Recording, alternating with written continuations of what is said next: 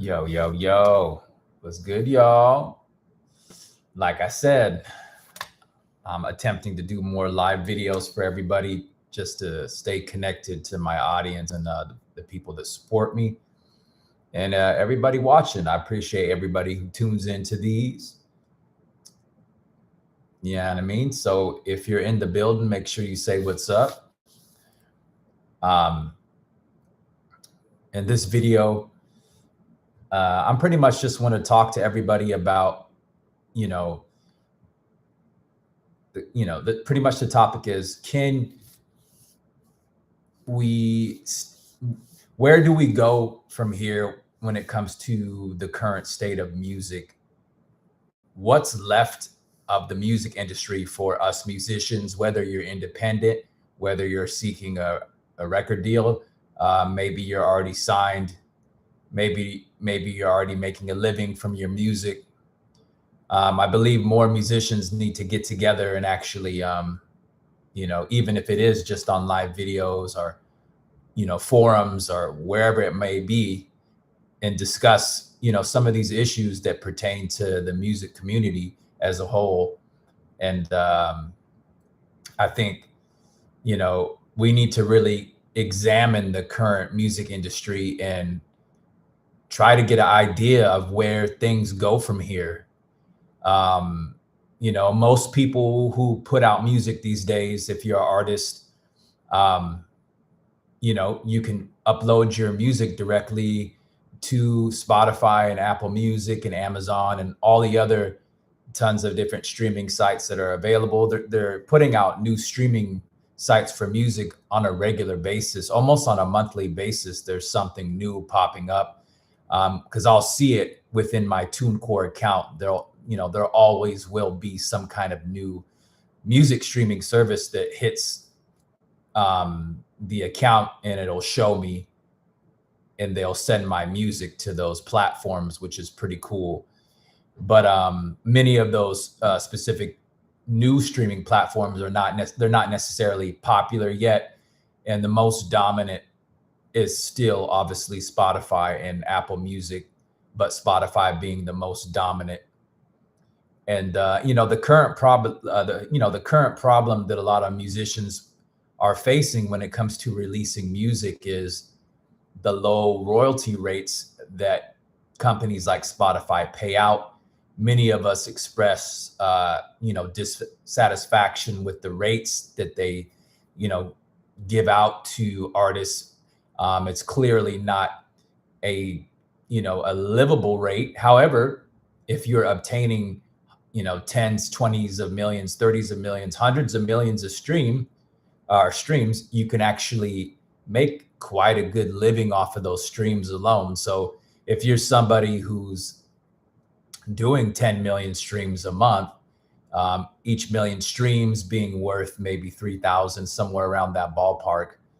If you're doing 10 million streams, a month, that's around $30,000 and royalty checks just from your DSP alone. So if you're on a TuneCore, if you're getting 30 million streams through a Spotify, you're going to get a nice, I believe, like I said, each million is around 3,000. So 10 times 10, 30,000, right? So if you're getting 10 million streams a month on a Spotify, that's a nice $30,000 royalty check from your DSP or a DistroKid or TuneCore or there's so many different distributors that you can use these days to actually put your music out. So I'm on a few of them, to be honest.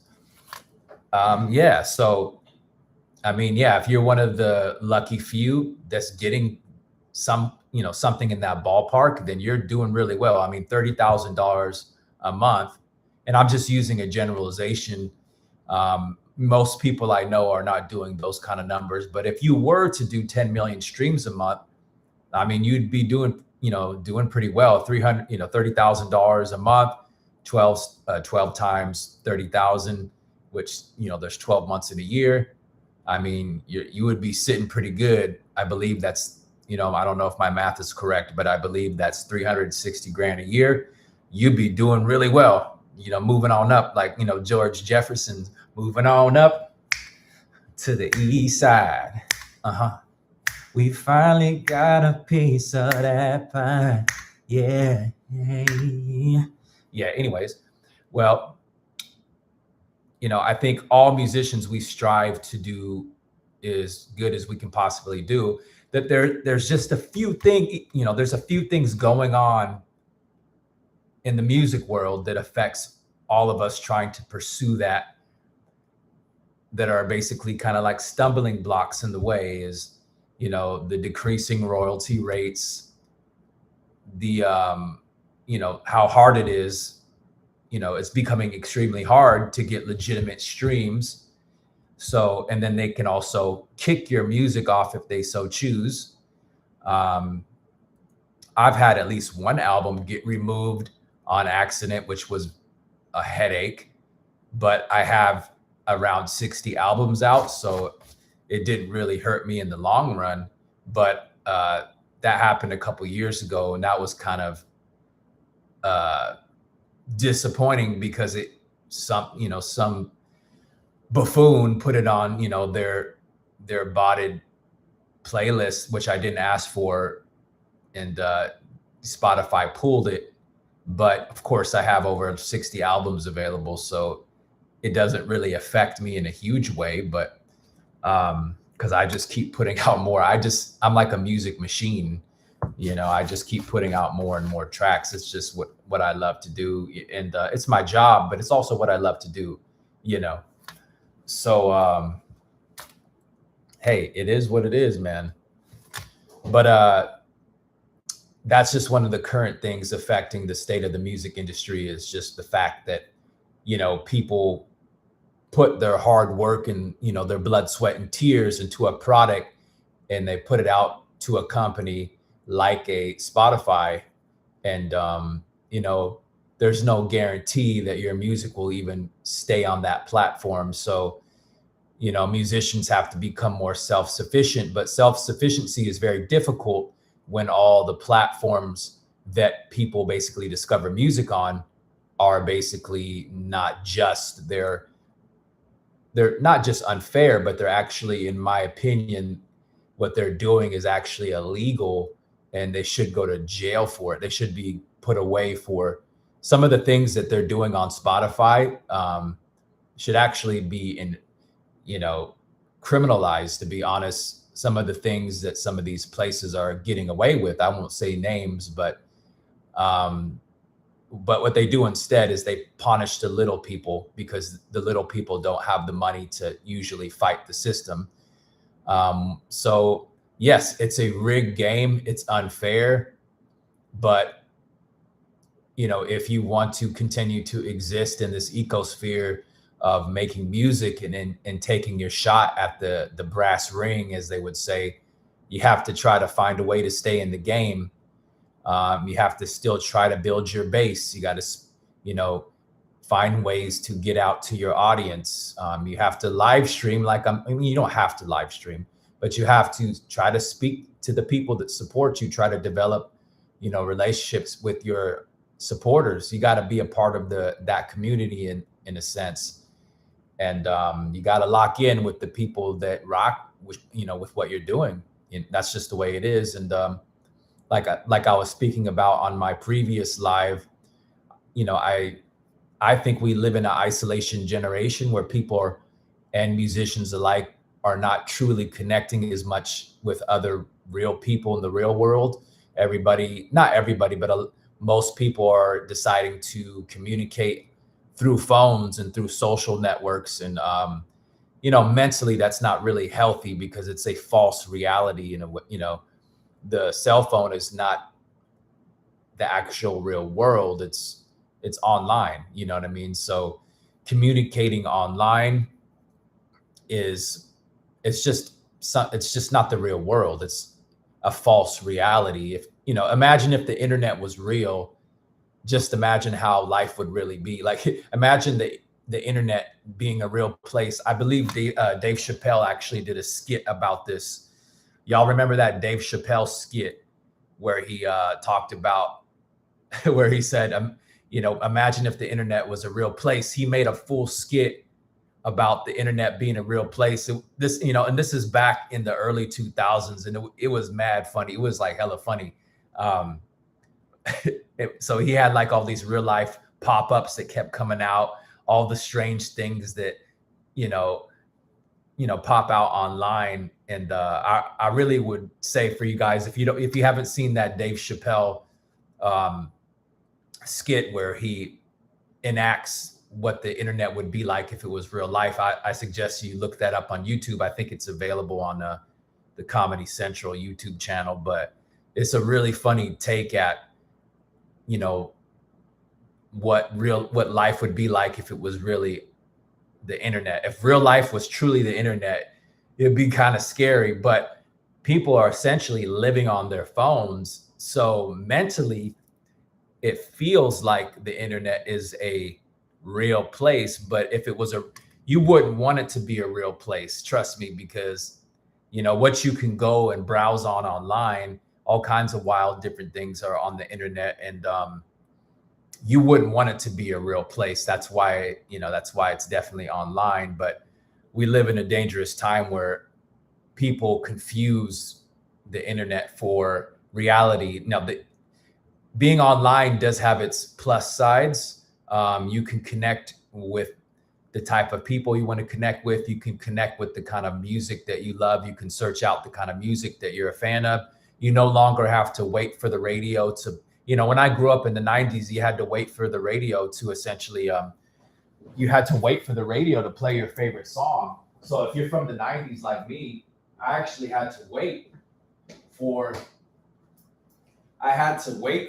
Cube 93, to play my favorite song. I had to wait for Bone Thugs and Harmony Crossroads. I had to wait for I'll Be Sure Night and Day to hit the radio on the old school lunch. I couldn't, it was either that or you got to go, scrounge up the change in your mom's couch to try to go, or, to try to go buy the tape or CD. And which I ended up doing by, mowing my grandmother's lawn. That's how I would build my early album collection when I was younger. I would just go mow grandma's lawn and get like 10, 20 bucks every other week. And I'd buy my little, E40 albums, Tupac albums, Tupac, DJ Quick, Sibo, Spice One. I was more of a hip hop guy when I was a teenager.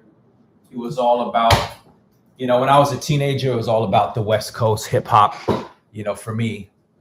So whether it be Spice One, Celly Cell, a lot of the Bay Area rappers, the Loonies, DJ Quick, even I was listening to Master P, you know what I mean? All of that when I was growing up. And that's just what it was, man. I was into R&B when I was very young. So I started off with Michael Jackson being my favorite artist. He was everybody's favorite artist in the early 80s for the most part. So that was my first influence.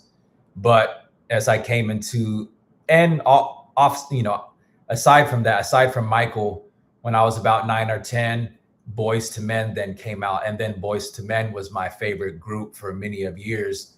And then once I hit about 11 years, about from the ages of 11 to 14, it was all about, the West Coast hip hop, the G-Funk, the P-Funk, so it was all about, Dre, Snoop, Spice One, Pac, a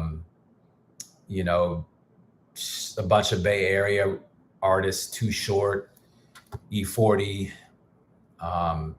Be Legit, Sibo.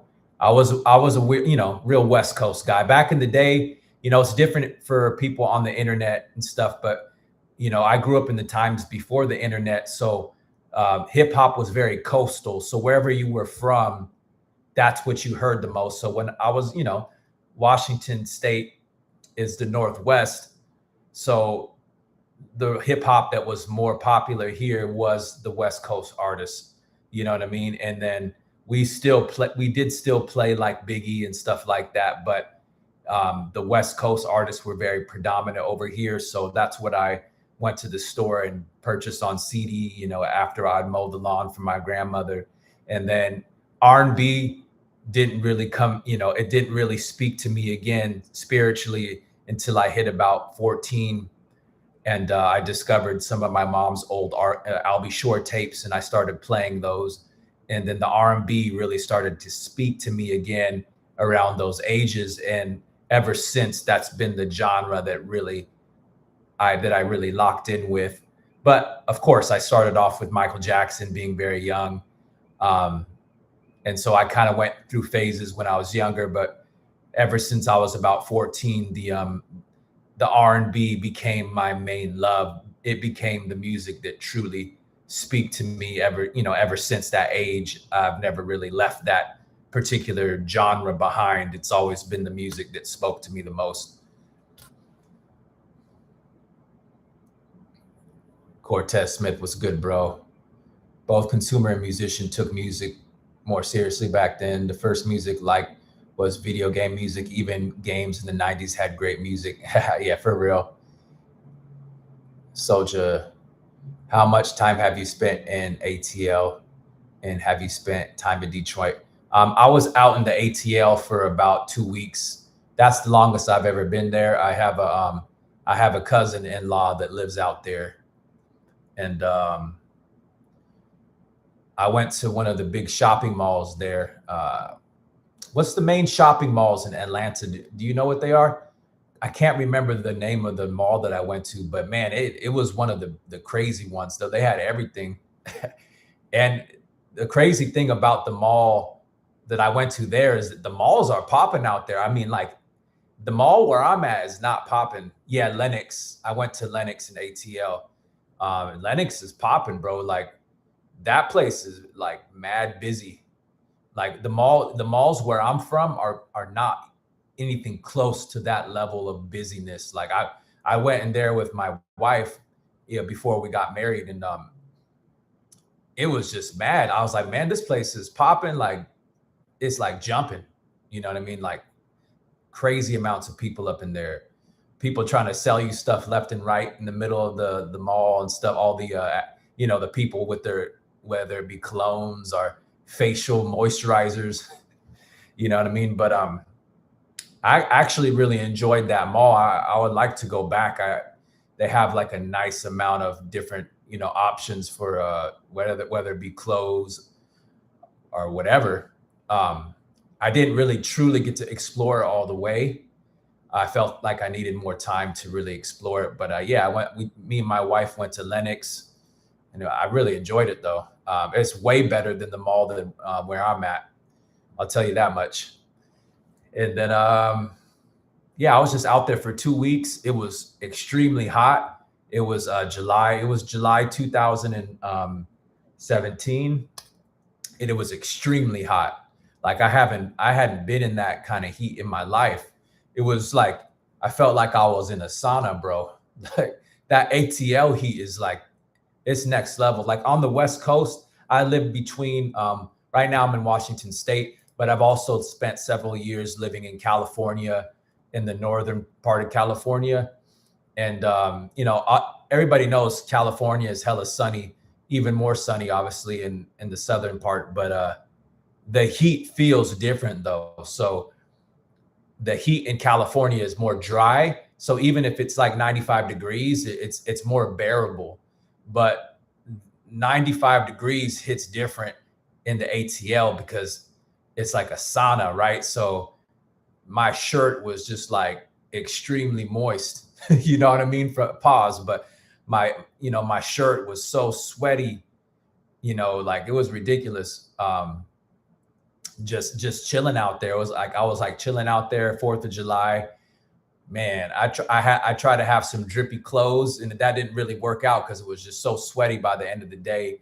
You know what I mean? So it was all, well, I'm a pretty good hygienic person, but I wasn't used to that kind of sweat, you know what I mean? Like I had never sweated more in my life. And then from there I went to Florida, and then Florida was on a even higher level of of just that sauna feeling, you know, like that sauna feeling where you're just nonstop sweating.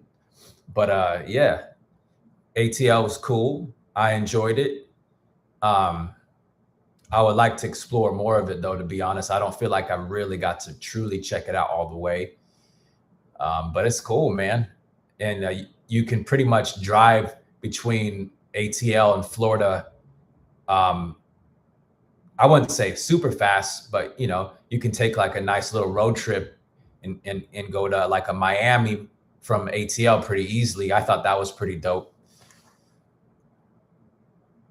Yeah, weather is oddly cool up that way. I was asking, as far as musically, do you think producers there would affect your music somehow, good or bad?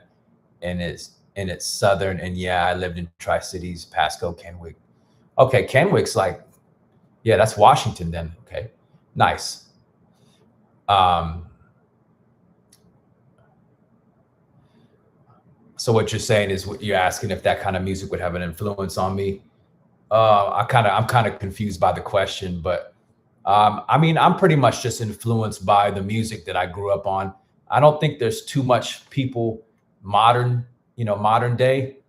There is not too much people modern day that influence me. I guess you would hear it in my production, and you can tell that my production really is just inspired by the old school artists, pretty much. Whether it be the Albie Shores, the R. Kellys, the Jimmy Jam and Terry Lewis's, Janet Jackson albums, the John B albums, the Mariah Carey. That's the stuff. Their music from the 90s and late 80s is still today what inspires me. I would say the only difference is that I'm using newer keyboards, so I have newer preset kind of sounds that maybe weren't available at those times. So, but you're hearing the same kind of chord patterns, but over just newer synthesizers, pretty much. Oh, yeah, Jazzy Faye, and Jazzy Faye is more of a early 2000s prominent producer. Um, I like Jazzy Faye, to be honest. I think he's dope. Um, yeah, that would be an interesting collaboration. I'm so sick of being lonely every night when the day goes out when it. Yeah, I remember that song. That was like the first like commercial production that I heard on the radio with his beats. Sick of being lonely. I remember that. I don't even remember the artist who did it. I just remember it was a Jazzy Faye production, to be honest. Yeah. Field Mob, was it them? Yeah. But that was the first like major radio hit that they played down here in Seattle and stuff that I remember from Jazzy Faye. But I know he has a lot more than that. But that was kind of the radio smash out these ways, you know. But yeah, man, if you're just tuning in, make sure you like, share, and subscribe. Make sure you send in your super chats. Make sure you grab, all my Beatly specials on TonySwayMusic.com. You can get 20 beats actually for the price of one on all my leases. So add 20 beat leases to your shopping cart and watch as the price goes down all the way to the price of one. So just wanted to remind y'all of that. And I appreciate every ounce of support, every super chat. It means the world to me. Every like, every share, subscribe. I truly do appreciate it. This is my full-time hustle. I don't have anything else. So when you support Tony Sway, you support my son, you support my wife, you support the ability for me to pay my bills and, stay out of trouble. So I do appreciate it. God bless y'all. But back to the subject at hand. Collection is collection. So my lad, I'm understanding. And from a young G's perspective, as soon as to get a track, I got to find the contraceptive. Now I'm just playing. Yeah. So here we go. So basically this live that I'm doing is I'm discussing the current state of the music industry and can the industry continue on in its current state? The current state it's volatile, it's destructive, it's dangerous. It's unpredictable. How long can this current state of the music industry continue forward like this? Where will it be 10 years from now? Will a Spotify still exist for independent musicians? Will it be pointless? Will people actually start going grassroots and selling CDs on a regular basis? I know there's a few people doing it, but it still isn't the main thing. I haven't heard somebody sell 100,000 out the trunk. Let's just be real. I see a lot of YouTube videos of people saying, oh yeah, they're getting back to selling CDs. But from what I can see, people are not really flipping a real true profit off the CD. I mean, J. Cole was selling his CD, but I think he stopped at a certain point. So I don't know how much real profit he got out of that. If anybody knows the exact numbers, feel free to comment on the comment section or the chat. But let's be real. A lot of people, even me, I've suggested artists selling CDs again, and I do sell CDs, but it's not my main income by any means. But if you do want a Tony Sway CD, just know that I got that. So you can hit me up, and I'll let you know how to get a copy of this particular CD. Is Lush Vibes. It has a lot of my greatest instrumentals, or my most popular instrumentals from Spotify on there.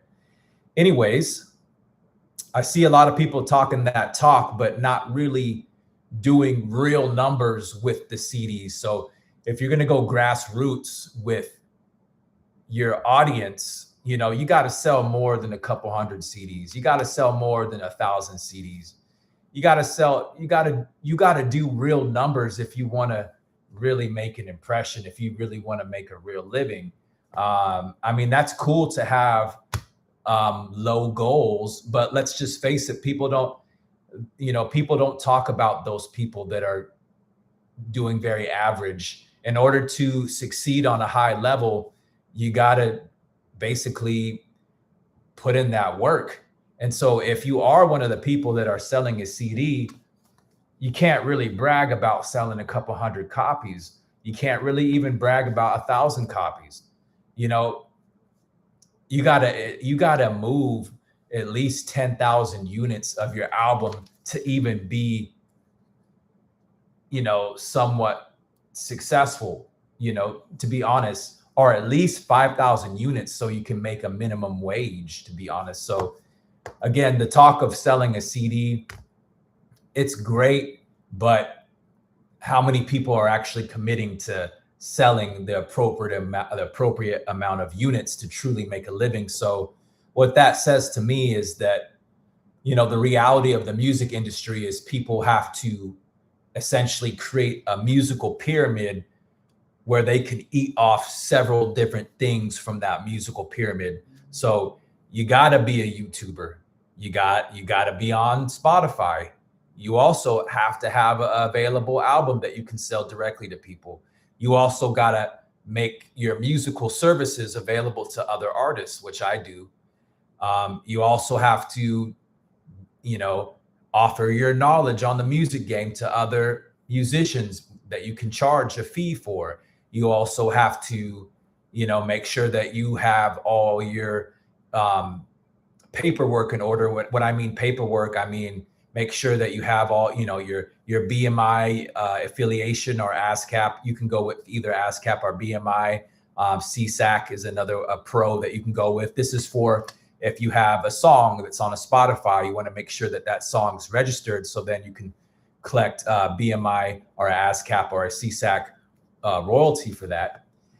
And then there's places like Song Trust that you want to register the same songs for. So it gets kind of confusing for the everyday artist. There's actually several different things that you need to register your music on.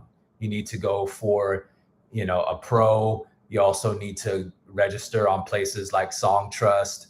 And that's just the half of it, you know what I mean? And then they have MLCs, and, I'm not going to pretend like I know every single one either. I'm still, as much as I know, I'm still learning as I go. I'm still learning I learn something new every year, to be honest with you, because there's a lot of different kind of royalties that you can collect from your music if it's getting a lot of streams. Absolutely.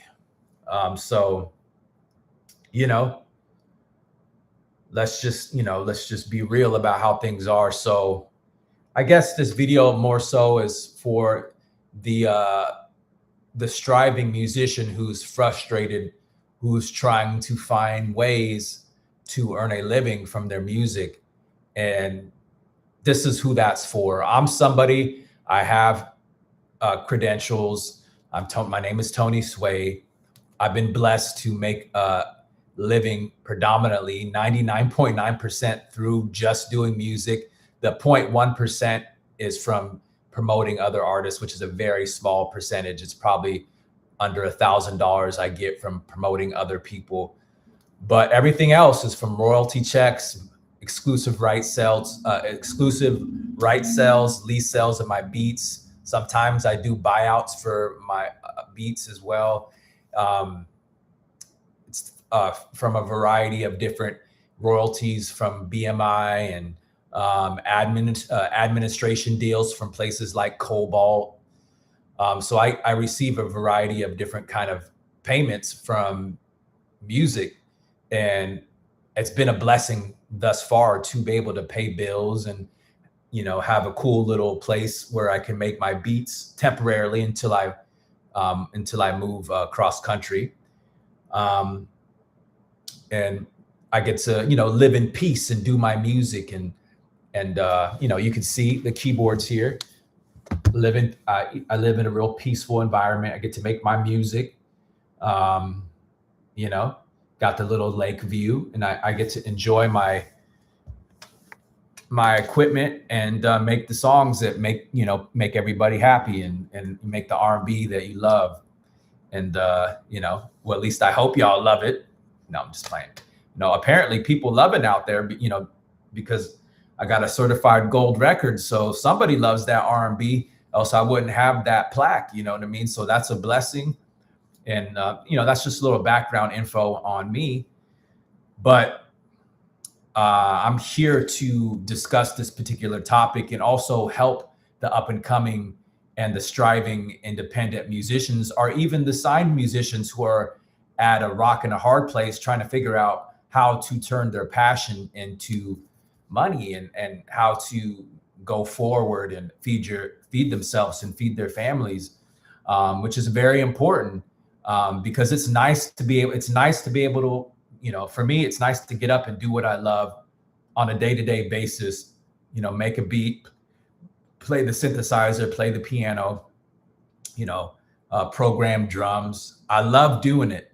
And putting it out there to the world so everybody can consume it. And, you know, when a record takes off, like the Cookie Kawaii Vibe, it's always amazing feeling. And I've had other records take off. That's just the most prominent record, but I've had records like Climax, Just Wanna Touch. Those records see tens of millions of plays.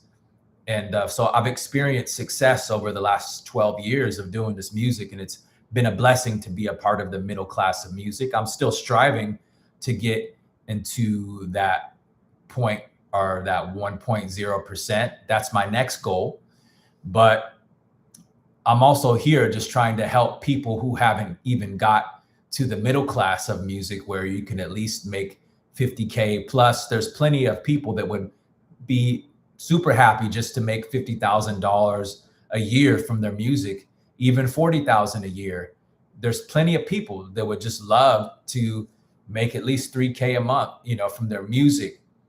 And I know those rates are not necessarily livable in every city, but there's definitely areas where you can live, where there's plenty of areas where you could still live, at least as a single person, off of 3,000 a month. If, you know, if you're making 3,000 from your Spotify royalties, maybe you can get 1 million streams a month from Spotify. That's 3,000 a month. And that's a starting spot. And you can go grab yourself an apartment, and in an affordable economy, which is getting more difficult these days, but there still is places out there that you can get with that budget. And I'm just trying to approach people and musicians in the most practical way possible. And yeah, so, but, you know, let's discuss where things are going to be 3, 4, 5, even 10 years from now. I do think that it's going to become more difficult for musicians as a whole because these platforms are continuously diluted with AI music, and therefore it is going to become harder. And therefore, if you're not at the top of, the charts, if you're not somebody who's collecting millions of streams, it's going to be hard for you to actually make any kind of coin from your actual royalty payments. And therefore, more than likely you have to stay in the 9 to 5 world, or maybe you can start a business doing something else. But you know this is important for aspiring musicians to discuss, because life is only so long. You only have so long to make your music and put it out there. Once you get to a certain age, you might not have the energy to really do it on a high level. So you got to take advantage of the time. Time is of the essence. So you got to do it while you have the energy and while you have the marketability, because we all know that music is also based on marketability. So, we all know that as we get older, looks and those things start to fade, and then you're not as cool anymore. Nobody wants to listen to a 50-year-old rapper or R&B singer, unless you're a Jay-Z, unless you're a Kanye West, unless you're a Babyface or somebody who has an audience that they've garnered fans. People's garnered fans for 20, 30, 40 years with people like a Babyface or like a Jay-Z or a Kanye West. A Kanye West has been garnering fans for the last 20 years, the early 2000s. So like him or hate him, I respect his grind as an artist, and he's not a young artist anymore. He's in his late 40s, and he's built a phenomenal fan base. And it would be hard for him to start where he's at now. It's good that he started young. So what I'm saying is that time is of the essence. You got to take your career seriously as a musician at a young age if you can, because the older you get, if you're not building your base when you're younger, it's going to be harder to drop. If you're a brand new 47-year-old artist, it's going to be a lot harder to drop. Opposed to if you were a 47-year-old artist that's been building your base for the last 20 years, that makes sense. Those people will probably be around forever, until they're gone, basically. So, and for me particularly, I've been building my base really for the last 20 years, which is crazy to say, but I started putting music online, well, not quite 20 years, maybe like 19, but I started posting my music online since around 2006, 2007. So about 20 years I've been in the game. And I put out my first CD with my group R&B Smooth. Shout out to Lewis. I put out our first CD probably about 2009, 2008. And there was a couple variations of that CD as well. But the final version came out like in 2008, 2009. I managed to sell around maybe like 400 physical copies, which was pretty cool. Nothing to truly brag about, but I made my money back and then some. So I think I spent like $2,000 pressing the album, and I ended up making like maybe like $3,000 off of it. So I made my money back and made a little bit of profit. This is back in 2009, y'all. So it was a different game. You didn't have to make that money back, much money back then to actually make it. Like my apartment that I lived at was only $750 a month. And I'm on the West Coast, so apartments are very expensive on the West Coast. I know some places in the South, like Texas and stuff, y'all have a lot more cheaper rentals over there, which I wish they would do that over here too. But back in the day, $750 was a great deal. And so if you made $1,000 a month from your music and you had a little part-time hustle, that's what I used to do. You know what I mean? Part-time Best Buy, part-time music, and all bills were paid. And so essentially, even back then, I was already living my dream. You know what I mean? But the game was a lot easier back then because there wasn't, Spotify had just emerged. the companies weren't really known for being untrustworthy back then as far as Spotify and DSPs. So it was a really great era to kind of come into and start doing music. And I feel very lucky to kind of get a start in that era. But now, music is a lot like the Wild Wild West. You can put an album out, and then they can pull that album. They can accuse you of false streams, whether you did it or not. Um, you can get copyright claims from random companies when you upload on YouTube. You can get copyright claims when you preview your song on Instagram. Sometimes the claim is literally coming from yourself. But the most silliest thing that I notice is sometimes the claim is literally from my own TuneCore. It's actually coming from my own account, which is kind of annoying. But in on other circumstances, there's people stealing producers' beats, uploading the songs to DSPs, and then claiming copyrights, and then freaking producers like me out. And then next thing you know, we have to go to a lawyer or do something like that. And but yeah, so the music game is very much the Wild Wild West. And then now we all have to consider all the AI music that's getting released to these platforms. And that's super annoying as well, because it dilutes the royalty pool for the hardworking artists. So you're getting more streams, but you're still not making more unless you're getting tens and millions. But because the royalty pool is so diluted, it's making it harder and harder for the independent musicians to actually extract a decent amount of royalties from places like Spotify and Apple Music. So I believe it's the planned downfall of the music industry. I believe that they're trying to actually crash everything. I believe the higher ups are trying to crash the music industry so they can then gain more control like they once had. This is just my theory. It's not a fact, but this is a theory that I have of the music industry. I believe that the higher ups are trying to look for a way to gain more control over the industry once again, so that they can then control even the independent musicians and have a stronghold over them. And, it's this world, it's all about power, money, but power first. Money equals power. So it's just a reality. And we have to figure out how to play ball in this system. We have to figure out how to still prosper in this system. And this is a topic that I'll continuously bring up because I believe it's something that needs to be talked about, because you can still make it in this modern day music industry, but you got to be equipped with the proper tools and the know-how to succeed. You have to be aware of the environment. You have to know what you're playing up against. You have to understand what you're dealing with in order to succeed at it. And that's just the way it is, So, for me, I'm still able to garner millions of streams from my Spotify and get paid for a monthly. I'm still able to, get consistent sales from my TonySwayMusic.com website. Make sure you go on there, get buy one, get 19 free, add 20 tracks to your cart, 20 leases, and watch it package down to the price of one.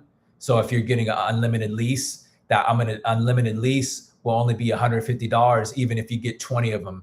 Same thing, if you get a non-exclusive lease, it's only going to be $50 if you get 20 of them. So make sure you go take advantage of that deal right now at TonySwayMusic.com, baby.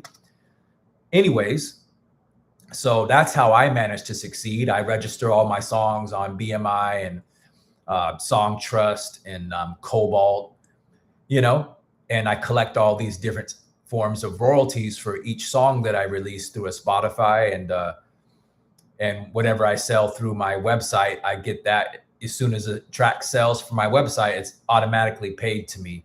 So that's how I exist in this modern day music industry. And I do these live videos to kind of, get people's attention and get people talking about, the current state of things. Cause I think we really do need to kind of talk about it and come up with ideas on how the modern day independent musician can succeed under this climate, or if we don't do that, I think more and more musicians will start to quit. I think more and more of them will struggle to produce quality music because you need money to actually produce quality. So it's an extremely, it's a, you know, this is an extremely important conversation in my eyes, because maybe this advice, maybe somebody who's doing music right now will lock into some of this advice and get tunnel vision on what they need to do, and then bring their career where it needs to go, which is very important to the musical ecosystem. Because, you know, what happens when there's no more real musicians left in the putting out music? Then all you have is a bunch of AI garbage that has no feeling in it.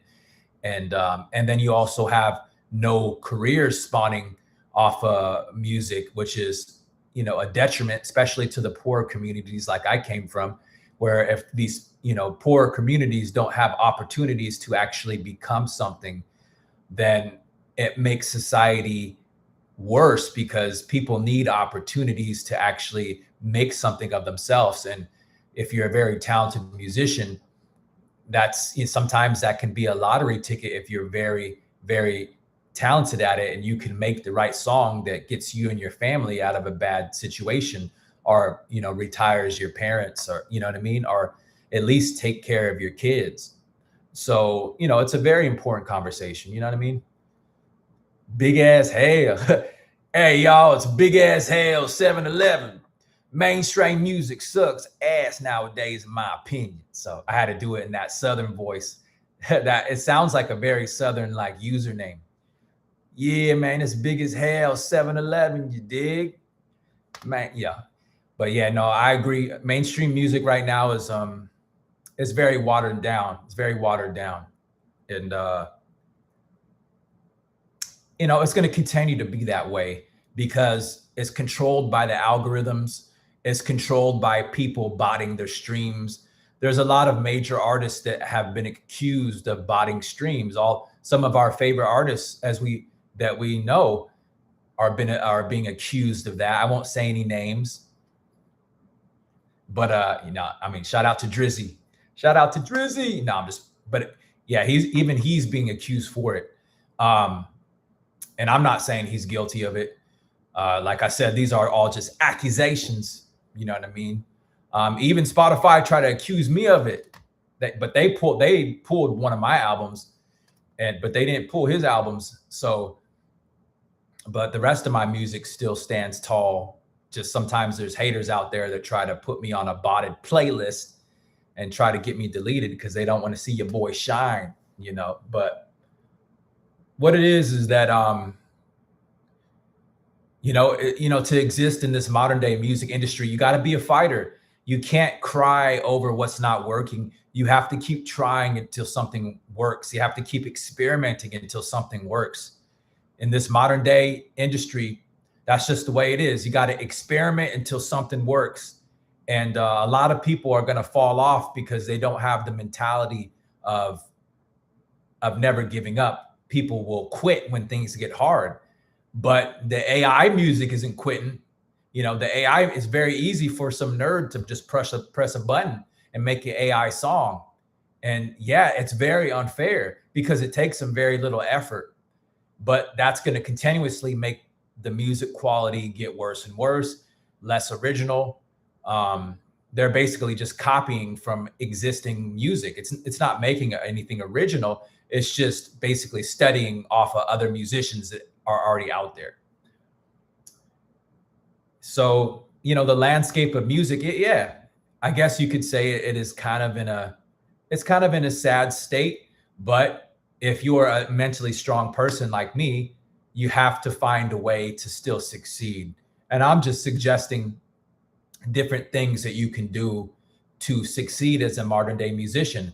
I believe that the modern day independent musician has to have what I call the independent musician food pyramid. There's, you know, imagine that this is my CD cover, but imagine there's a food pyramid on here.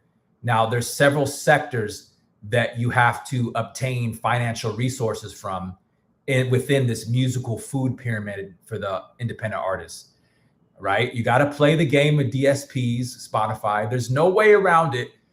until I hear one of you independent musicians make at least $100,000 off your album sales without a DSP, don't talk. And I got mad love for y'all, but y'all need to put that proof in the pudding. If y'all ain't made 100K off your album, or at least 50K, and you don't got receipts for it, then I mean, you can't necessarily tell people that that's the way. You got to keep it real with them. Yes, you can sell a CD, but how many CDs can you press up? How many of you are willing to go sell 5,000 to 10,000 units out of the trunk of your car on a busy day? You know, how many people are willing to do that? Are you using your online platform to sell the CD or your online website? How many are actually selling at least 10K units, which would be $100,000 profit if you're selling them for $10 a piece? Many of the people advocating for this, even myself, I got to be hard on myself. This CD has absolutely not sold 10,000 copies, but it got millions of streams on Spotify. And so I've made tens of thousands of dollars off of this particular album, but through Spotify. The actual hardback CD has only made me maybe like $200 maybe, because I don't, this is not my main focus. I just sell it to people whenever they ask for it. But the Spotify version of this album has made tens of thousands of dollars, tens of thousands, along with my other songs. So you can't deny the DSP. So the musical food pyramid, this is what I have for y'all. You need to upload your music to DSPs. You have to.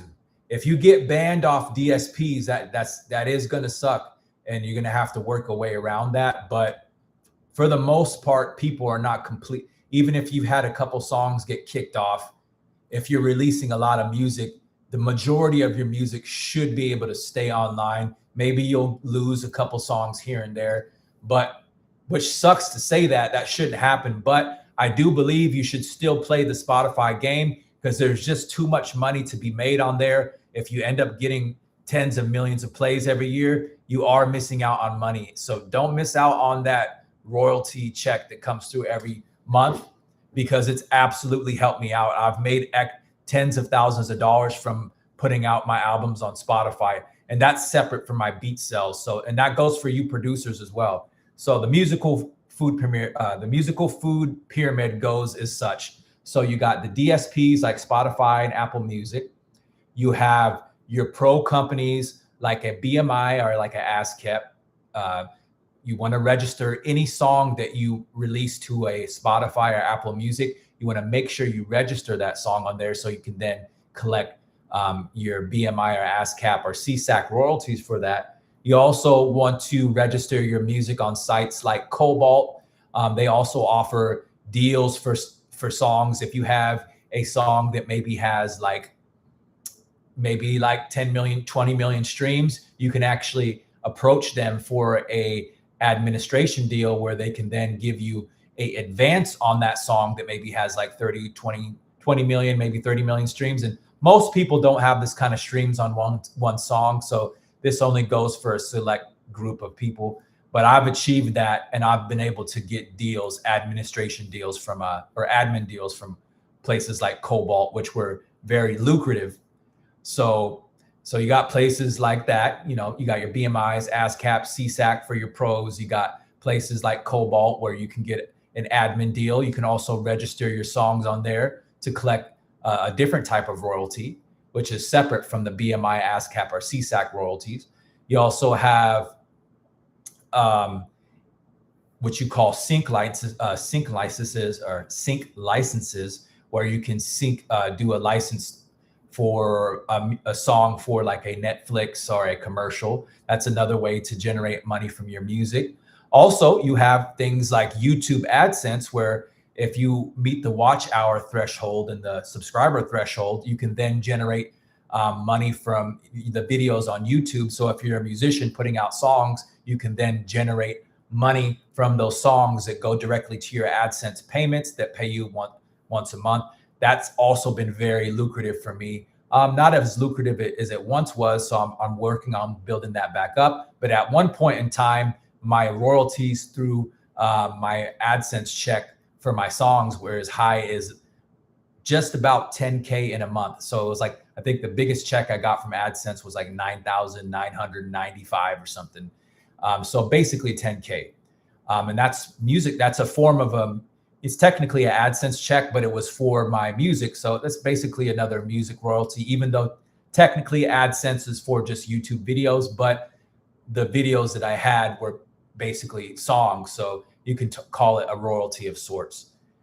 And so another part of that food pyramid is marketing to other musicians and selling your services and your talents to other musicians who might need a vocalist. They might need a producer. They might need a songwriter.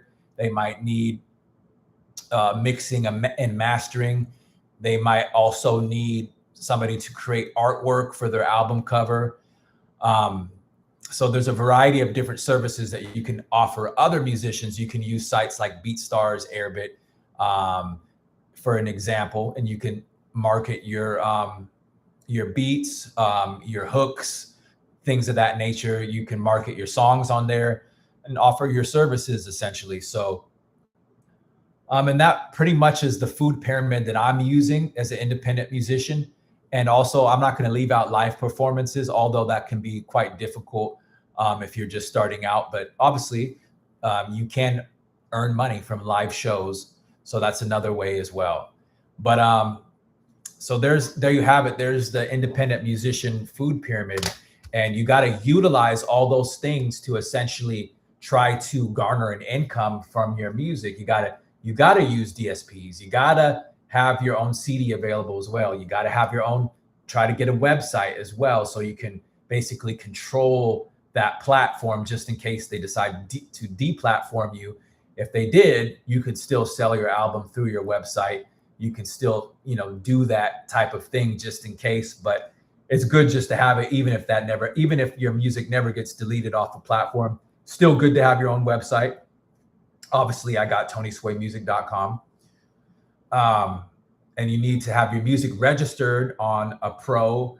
You also need to register your music on places like Cobalt, where you can actually obtain deals. If you have a song that's doing quite well, you can actually get a nice advance, which is something that I've explained that I've done before, where they give out nice advances if you have a song that's doing well. I'm talking about change your life kind of money, you know what I mean, where you don't have to worry about money for a couple years or 10 years, depending on how big the song is. So don't miss out on that. If you have a record that's getting millions of streams, reach out to a rep at a place like a Cobalt, and or I can connect you with my lawyer that I personally work with, which I'm being for real. I have a lawyer that's orchestrated several deals for me and got me paid on a variety of different occasions.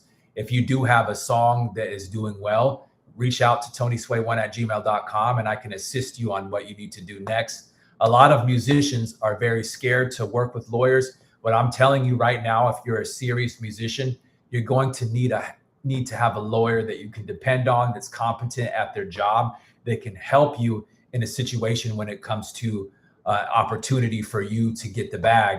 Because if you don't stay lawyered up, you probably are going to miss your opportunity to actually get a good bag from your music.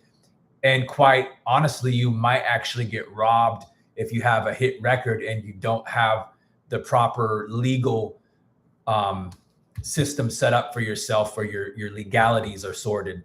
That's one thing that Mariah Carey told me. Actually was blessed to talk to Mariah Carey way back in the day as a fan. So not in person, but she was responding to fan mail. And one thing she told me is that if you're going to be in this music industry, you need to make sure you have a good lawyer. And so that was probably the best lesson I had ever got from anybody in the industry. Having a proper lawyer that you can work with when you need them is absolutely essential. And I can assist you with that, as I know a really great lawyer that's helped me close several deals, not just one deal, but several deals that's pretty much lined my pockets where, I'm good, for not forever, but you don't have to worry about money for a couple years, because, I'm just speaking in general. When I started working with this particular lawyer all the way back in 2020, and he the deals that I made with him literally took care of me for the last 5 years, give or take. You know what I mean? So but again, this kind of information is just for people that are really trying to make it in the industry. If you're somebody who's a serious musician, I don't know how many people in this chat are actually a musician themselves. I don't notice any of my beat buyers on here, but if any of my beat buyers are on here, make sure you say something. But if you do have any records that are taken off, and you don't know how to collect the money for it, make sure you hit me up on my email. I can absolutely assist you on how to get your royalties if you haven't done so already. Like I said, I worked with the lawyer that's literally collected well over a couple $100,000 in royalties for me to this day, not at once, but over the course of a 5-year period, my lawyer collected over $200K in royalties for me.